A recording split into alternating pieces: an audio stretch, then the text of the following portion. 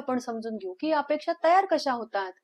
तर 3 प्रमुख कारणं आपल्याला दिसून येतात न बोलण्याच्या ज्या अपेक्षा आहेत त्या तयार होण्यामागे. सगळ्यात पहिले आपल्या बालपणीचे आपले जे अनुभव आहेत ना, त्यावरती किंवा जे संस्कार झालेले आहेत बालपणी, जे आपण आजूबाजूला बघतो, त्यावरनं आपल्याला वाटतं की अपेक्षा या बोलायच्या नसतात.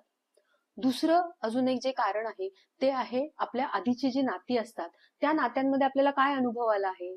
तिथे न बोलता जर समजलं गेलं असेल, तर आपल्याला असं वाटतं की प्रत्येक नात्यामध्ये असंच व्हायला पाहिजे. त्यामुळे आधीच्या नात्यांचा अनुभव हे एक त्याच्या मागे कारण आहे. आणि तिसरं आणि महत्वाचं जे कारण आहे ते आहे संस्कृती आणि समाजाचं प्रेशर. समाजामध्ये आणि संस्कृतीमध्ये आपल्याला सांगितलेलं असतं की प्रेम आहे ना बोलून दाखवायचं नाही, ते आपोआप कळलं पाहिजे. मला जे वाटतंय ते समोरच्याला समजलं पाहिजे म्हणजे प्रेम आहे. हे इतकं इतकं भिणवलेलं आहे, इतकं आपल्याला सांगितलं गेलेलं आहे की आपल्याला वाटतं की हेच खरं आहे. पण मानसशास्त्र सांगतं की हे बरोबर नाही. तुमच्या अपेक्षा या बोलून संवादातूनच व्यक्त होणं गरजेचं आहे.